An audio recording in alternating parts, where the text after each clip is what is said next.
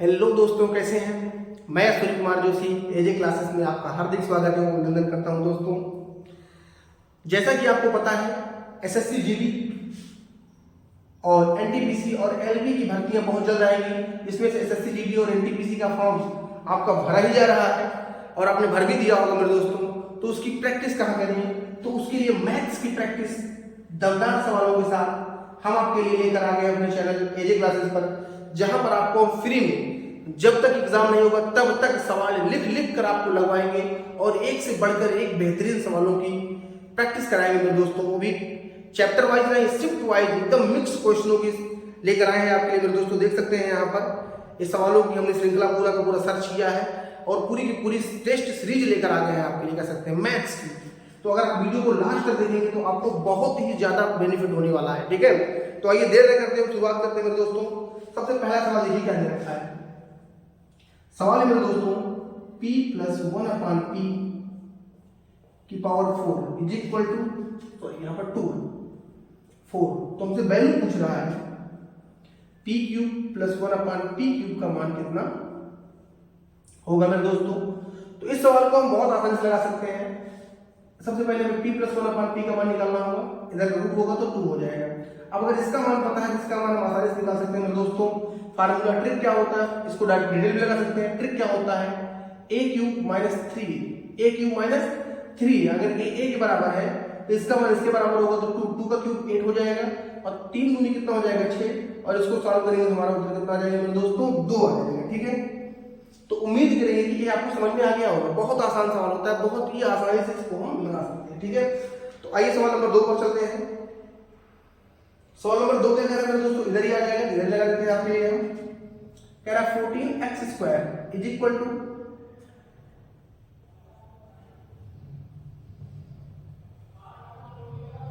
इसमें x का मान हमसे पूछ रहा है। तो अगर आप स्क्वायर करके लगाएंगे तो बहुत टाइम लग जाएगा। यहां पर कॉन्सेप्ट a² माइनस b² का लगा है। a² minus b², a plus b, a minus b, यही फार्मूला लगेगा मेरे दोस्तों।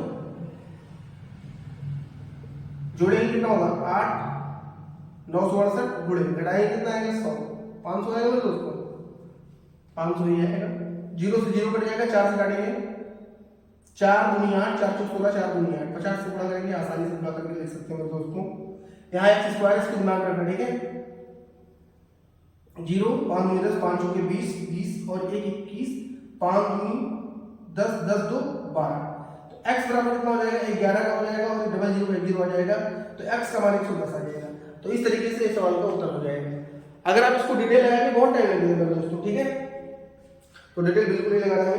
चलिए इसको मिटाते हैं और सवाल करते हैं। और बहुत ही दमदार श्रृंखला है आपके लिए। अगर आप लगातार पढ़ेंगे तो आप समझेंगे क्वेश्चन कैसे आते हैं और कैसे किया जाता है मेरे दोस्तों, ठीक है। इसको मिटा देते हैं।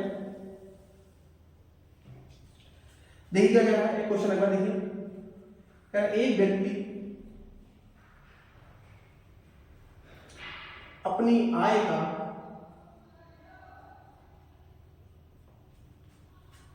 33 से 1/3% बचाता है।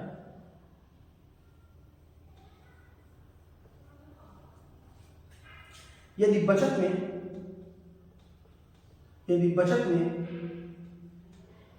22% की वृद्धि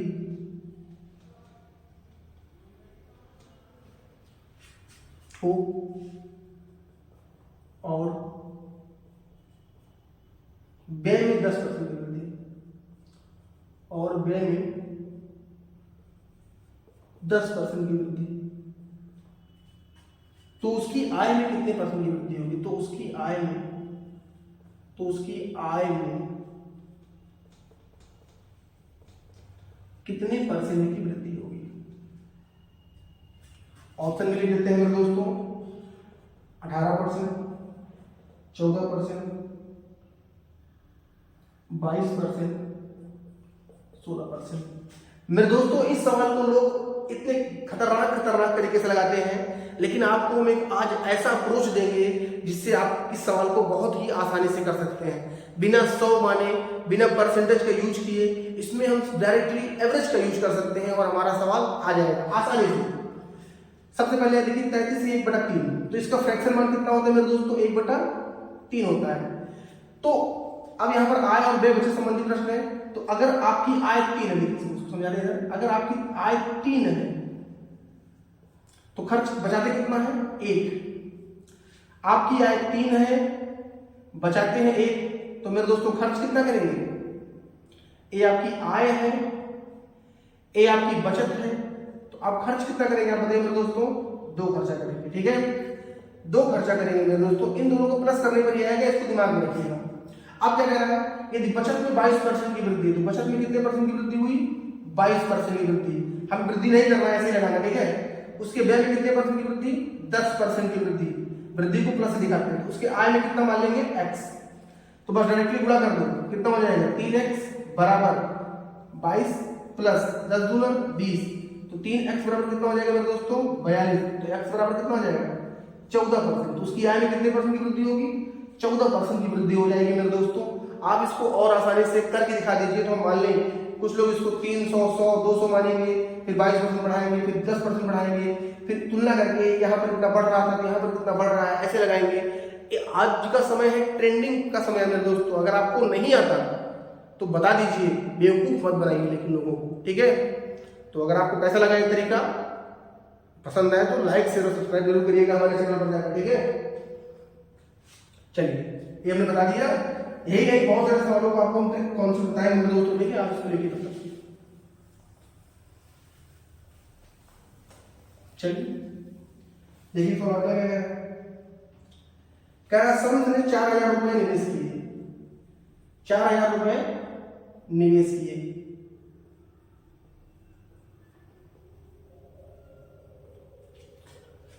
प्रति वर्ष 10% रेट है, 10%। सीआई मेरे दोस्तों 60 में लिखेंगे थोड़ा। n वर्षों के बाद, n वर्षों के बाद, n वर्षों के बाद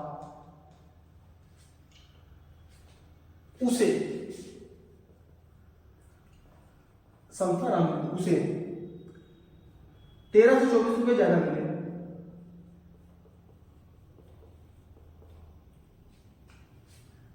तो n का मान पूछ रहा है।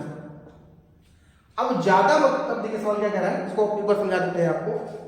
कह रहा है राम ने 4000 रुपए निवेश किए 8% की दर से, सीआई चक्रवृद्धि ब्याज n वर्षों के बाद, n वर्षों के बाद उसे इतने रुपए ज्यादा मिले, एक्स्ट्रा मिले।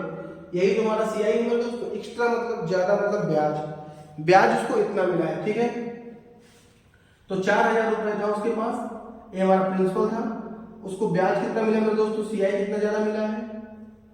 1324। तो अमाउंट कितना हो जाएगा? इसको ऐड कर देंगे, 5324। ठीक है, तो अगर हमें रेट भी दिया है दोस्तों तो यह निकालना बहुत आसान हो जाएगा। इससे मतलब रखिए, इसको हटा दीजिए। अब कटे तो काट लीजिए, पहले कटे तो काट लो। 4 से कटेगा 24, 4 से कट जाएगा। 4 से काटेंगे 1000 आएगा, 4 1 4, 4 3 12, 4 3 12, 4 1 4। हमें देखने से लग रहा है कि 3 ही उत्तर आएगा, लेकिन कैसे आएगा? देखिए रेट दिया है 10%, तो 10 का फ्रैक्शन मान कितना होता है? 1/10। तो एक साल में होगा 10 से 11। हमें बनाना कितना है? मूलधन को 1000, इसको इतना बनाना है। तो 1000 10 को 1000 बनाने के लिए किससे गुणा करना पड़ेगा?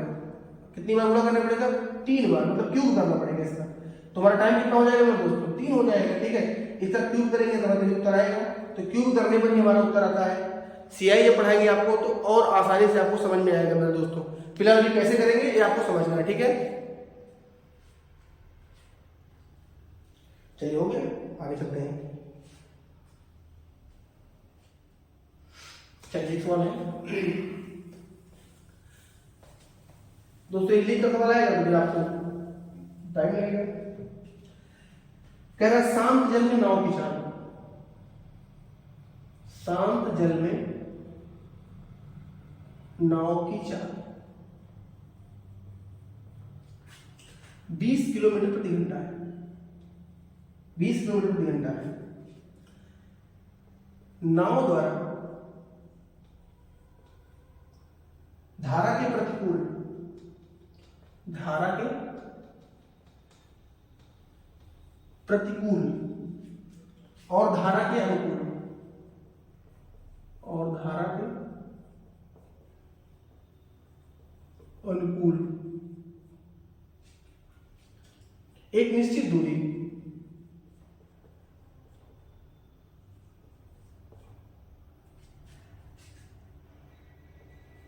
क्रमशः 4 घंटे एवं 3 घंटे में तय की जाती है।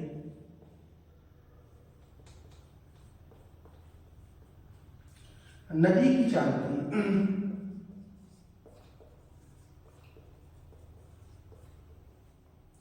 नदी की चाल गति, ठीक है। शांत जल में इतने किलोमीटर है, धारा के प्रतिकूल मतलब एंटी अनुकूल, तो इसमें थोड़ा कॉन्सेप्ट आपको समझा देते हैं। मान लीजिए ये वाली एक नाव है, ए वाली जल, ठीक है, ए वाली पानी, अगर नाव भी इधर है पानी भी इधर है तो इसको हम बी से मानेंगे, इसको वाटर मानेंगे। अगर अनुकूल की बात करेगा तो नाव की चाल को धारा की चाल, और प्रतिकूल की बात करेगा तो नाव की चाल से धारा की चाल घटा देंगे हम। अब एक निश्चित दूरी क्या है, मतलब दूरी फिक्स है, दूरी फिक्स है तो दूरी बराबर क्या होता है मेरे दोस्तों, आप बताइए जल्दी से, चाल गुणे समय, चाल गुणे समय। तो मेरे दोस्तों जितनी दूर जाएगा उतनी ही दूरी आएगा भी। तो प्रतिकूल मतलब उल्टा, जाने में ज्यादा समय लगेगा, उल्टे में तो बी माइनस डब्ल्यू, तो नाव की चाल पूछ रहे, नाव की चाल बी मान लेते हैं, डब्ल्यू 20, चाल मिल गया, समय कितना लगेगा 4 घंटे बराबर, उधर जाएगा तो बी प्लस डब्ल्यू, टाइम 3 घंटे। हल कर लेंगे ना इसको आप, 4b 20 चौके 80, 3b 20 के 60, इधर जाएगा, कहीं गलती हो गई है, प्रतिकूल नाव की चाल रहता है मेरे दोस्तों, तो नदी की चाल कुछ गलती होगी, नाव की चाल थोड़ी सी मिस्टेक हो गई है, ये नाव की चाल है, बोट की चाल है। तो यहां कितना होगा, बोट की चाल दिया है 20 माइनस डब्ल्यू गुणे 4 और 20 प्लस डब्ल्यू, क्योंकि हमें नदी की चाल निकालना है, ठीक है, नदी है, इसको वाटर माना है तो 20 चौके 80 माइनस 4w बराबर 20 3 60 प्लस 3w, ये इधर आएगा उधर जाएगा, घट जाएगा, 20 आ जाएगा इधर, 60 में 20 जाएगा और 4 से 60 इधर आएगा प्लस हो जाएगा, तो w का मान कितना हो जाएगा 20/7, कटेगा नहीं, ये ऑप्शन में भी है, तो 20/7 किलोमीटर प्रति घंटा हो जाएगा, ठीक है। देखिए थोड़ी सी मिस्टेक हो गई, सॉल्व गलत आ गया, लेकिन घबराने की जरूरत नहीं है बिल्कुल, इसको हम ऐसे लगा सकते हैं आसानी से, ठीक है। आप इसको लिखिए, फिर आपके लिए नेक्स्ट सॉल्व लेकर आते हैं, ठीक है, तुरंत।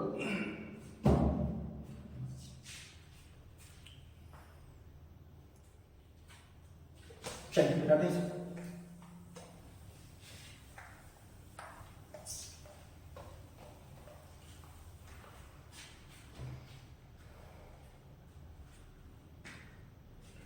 देखिए क्वेश्चन है, ए और बी की आय का अनुपात,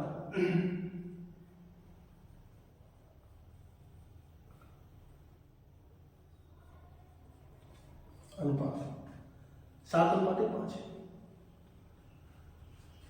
उनकी बचत क्रमशः 4,000 और 500। बी का व्यय ए के व्यय से आधा है, बी का व्यय ए के व्यय से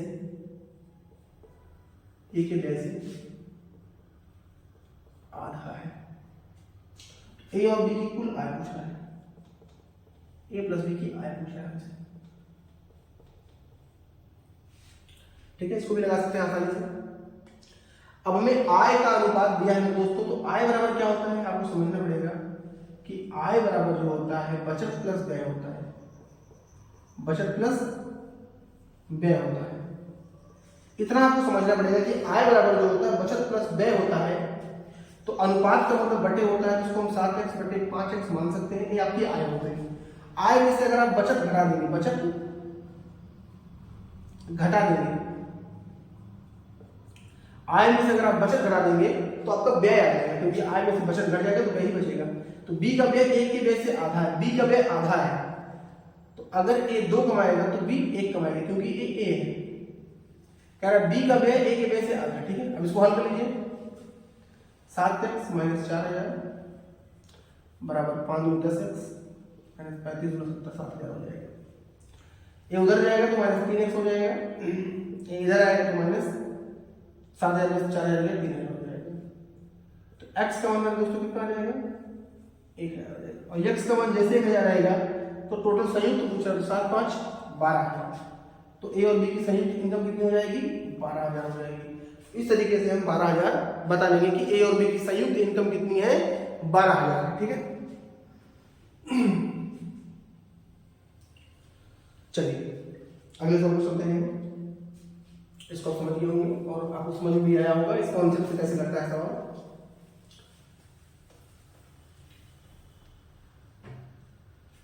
चलिए देखिए, a अनुपात b दिया है,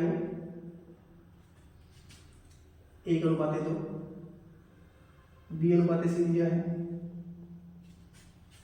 c अनुपात d दिया है, d अनुपात e दिया है। तो हमसे पूछ रहा है a b c d e का अनुपात। इसको लगाने जाएंगे तो बहुत टाइम लगेगा। a b c d e का अनुपात तो हम इसको डायरेक्टली ऑप्शन से लगाएंगे। ऑप्शन हमारे पास है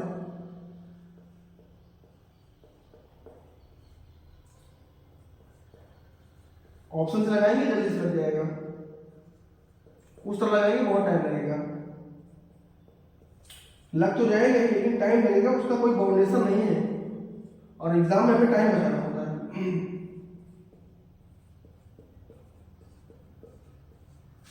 मेरे दोस्तों, ये सवाल अगर एग्जाम में आ जाए तो आप इसको डिटेल मत लगाइए, इसका ऑप्शन से यूज करिए, क्योंकि ऑप्शन में दिया रहता है ना। तो अब देखिए ए और बी का अनुपात कितना है? 1:2। तो यहाँ ए और बी का 1:2 कहाँ आ रहा है? तो 15 × 15 15 × 2 = 30। यहाँ तो नहीं है, यहाँ भी नहीं है। 15 × 15 15 × 2 = 30। या तो पहला होगा या तो चौथा होगा।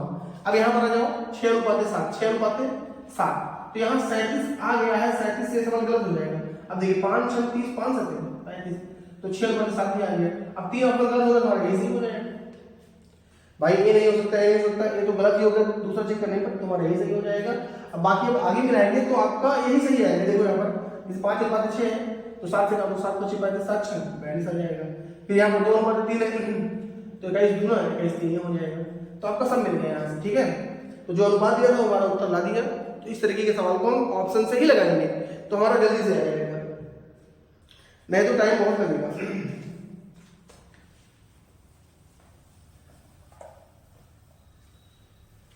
चलिए सवाल लेते हैं। क्या कह रहा है? कुछ आदमी किसी काम को 60 दिनों में पूरा कर लेते हैं। कुछ आदमी किसी काम को 60 दिनों में पूरा कर लेते हैं। तो मान लेते हैं x आदमी है, 60 दिनों में पूरा कर लेंगे, डायरेक्टली लगा देते हैं इसको। उस काम पर 8 आदमी और लगा दें, तो x + 8 आदमी और लगा दें तो काम 10 दिन पहले हो जाएगा। मतलब 60 तो कितने दिन में हो जाएगा? 50 दिन में हो जाएगा। 0 0 बढ़ जाएगा मेरे दोस्तों। 6x = 5x + 8 = 40x। तो x का मान कितना आ जाएगा? 40। तो शुरुआत में जब कितने काम पर लगे थे? 40 ही पूछ रहा है हमसे। तो एक टाइम मैनेजमेंट का सवाल होता है, तो हमारा इस तरीके से इसको लगा लेंगे, हमारा उत्तर आ जाएगा, ठीक है। चलिए इसको एरेंज कर लेते हैं। सवाल एवरेज का है, उसको देखते हैं। इसमें थोड़ा कॉन्सेप्ट भी आपको हम समझा देंगे। कह रहा 5 क्रमागत सम संख्याओं का औसत m है यदि अगले 5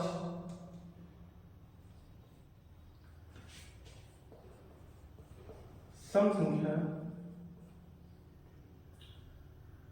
भी शामिल कर ली जाए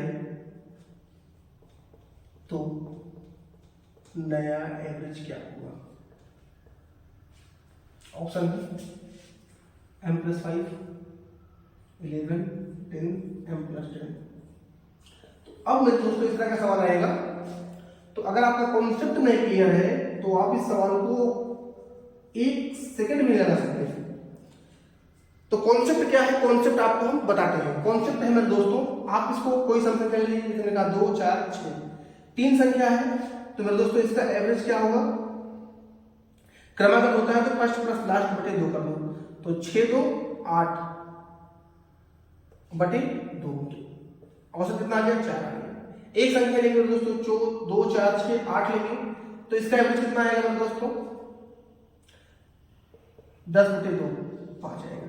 एक संख्या बढ़ाने पर एक बढ़ रहा है, एक संख्या और ले लो 12 बटे 2 6। एक संख्या बढ़ाने पर एक बढ़ा औसत, दो संख्या बढ़ाने पर 2 बढ़ा औसत, तो अगर 5 संख्या बढ़ाएंगे मेरे दोस्तों तो औसत कितना बढ़ जाएगा 5, तो m + 5 हो जाएगा, हो गया उत्तर। तो अब हमने इसको अगर कोई सवाल बना दिया, जैसे हमने कहा 10 सम संख्याओं का औसत 50 है, अगली 10 संख्या और जोड़ देंगे तो औसत कितना होगा, तो 50 से 10 और जुड़ जाएगा, कितना हो जाएगा 7 हो जाएगा। तो इसे सवाल हम कॉन्सेप्ट पूरा का पूरा एवरेज हमारी पूरी सीरीज पढ़ी है, वहां जाकर आप देखिए तो आप देख पाएंगे कि एवरेज हमने कैसे पढ़ाया है, बहुत पहले पढ़ाया था हमने, वहां जाकर आप इस चीजों को आप देख सकते हैं कैसे कैसे हमने पढ़ाया है, ठीक है। तो हम अगले सवाल पर चलते हैं, इसको लिखिए।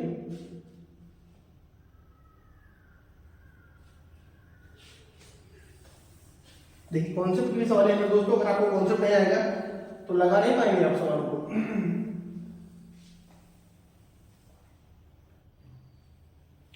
देखिए अगला सवाल क्या कह रहा है, बस ज्यादा सवाल नहीं है, खत्म ही हो जाएगा। कह रहा है ए की आय बी की तुलना में 50% परसेंटेज का सवाल है। ए की आय बी की तुलना में 50% देंगे, बी की तुलना में 50% अधिक है। ए की आय 40% बढ़ा दें, ए की आय 40% बढ़ा दें तो बी की आय तथा बी की आय 90% बढ़ा दें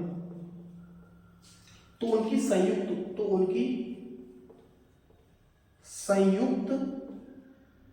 आय में प्रतिशत वृद्धि पूछ रहा है हमसे।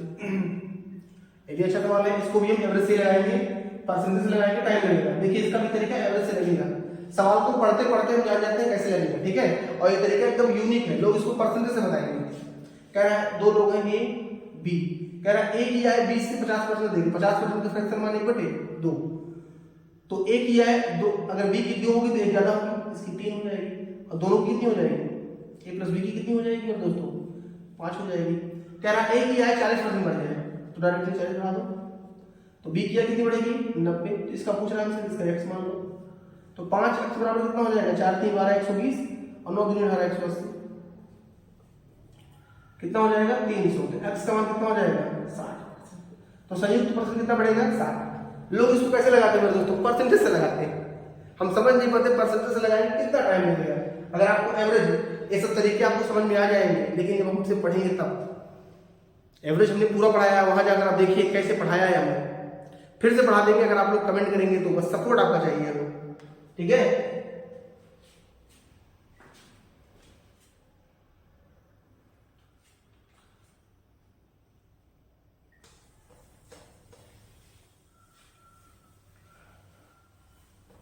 चलिए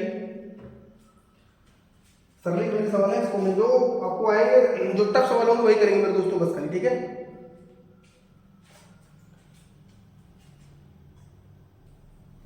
देखिए क्या करा है,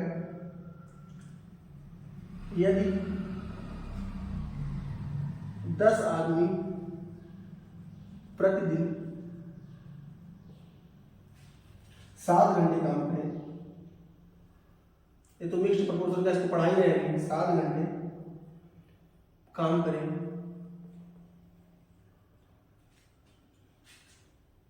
तो एक काम को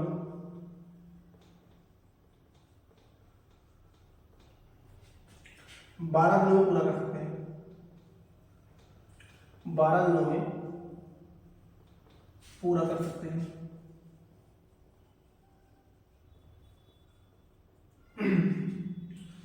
14 आदमी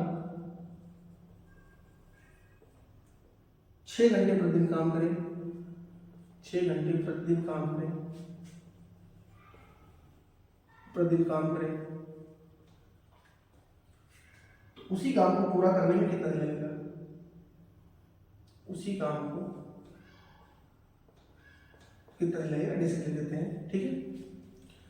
तो इसमें हमने क्या पढ़ाया था आपको? काम नीचे बाकी सब ऊपर, काम नीचे बाकी सब ऊपर।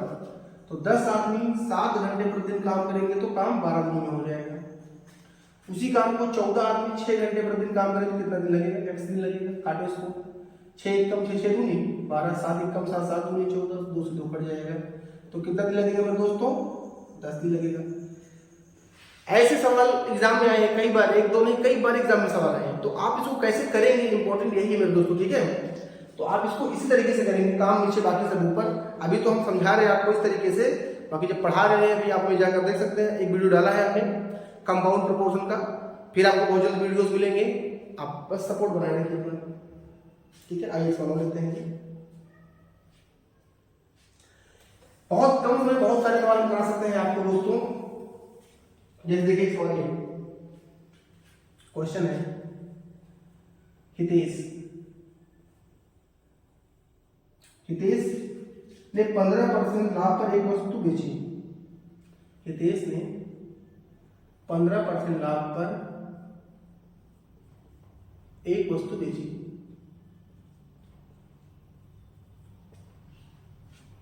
और तौलते समय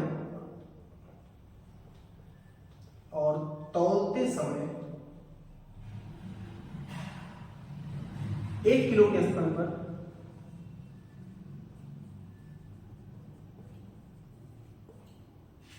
920 ग्राम का यूज किया।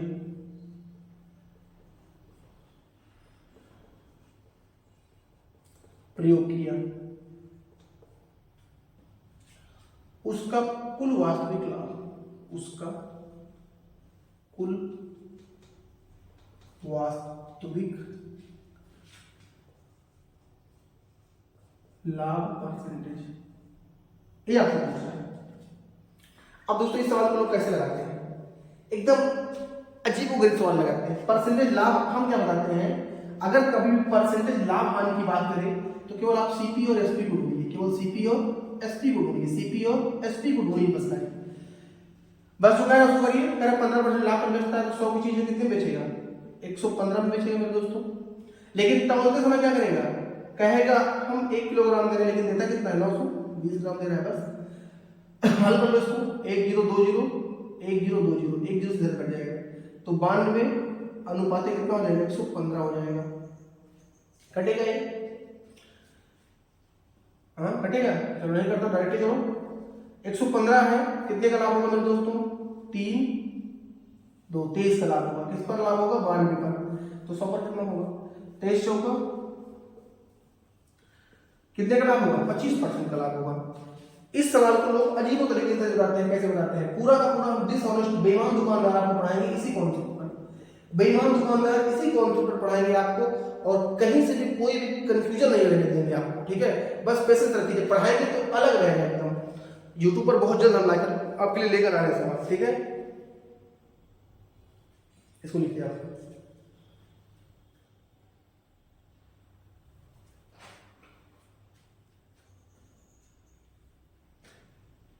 एक सवाल और करते हैं दोस्तों, फिर बाकी सवाल कल करेंगे हम अगले सेट पर। जो छोटी छोटी सवाल है उसको नहीं करा रहे दोस्तों, ठीक है। जो सेट में से बहुत बढ़िया निचोड़ है जिस पर हम कुछ बता सकते हैं वही सवाल कल करा रहे हैं, ठीक है। अब देखिए सवाल, ये सवाल है, किसी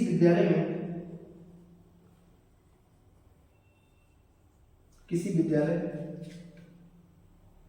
में कक्षा 10 के 3 सेक्शन है। कक्षा 10 के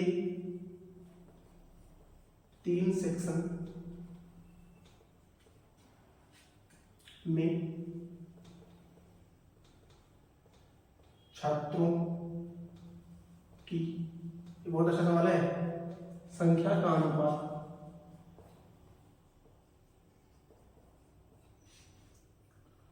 3:5:8।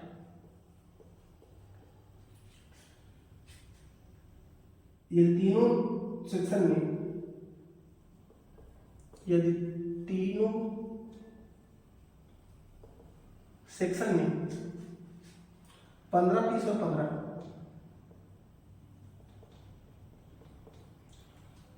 अधिक छात्र दाखिला ले तो नया अनुपात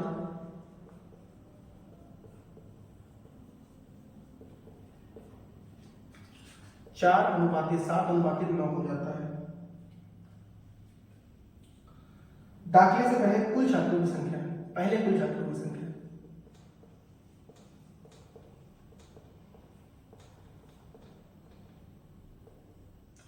अब देखिए सवाल बहुत अच्छा सवाल है और बहुत बार एग्जाम में आएगा, आप कंफ्यूज हो सकते हैं सवाल को देखकर। देखिए कितने छात्र थे, 3, 5, 8 और सब में अलग अलग छात्र दाखिला लेते हैं, वो कितना जाता है 4, 7, 9।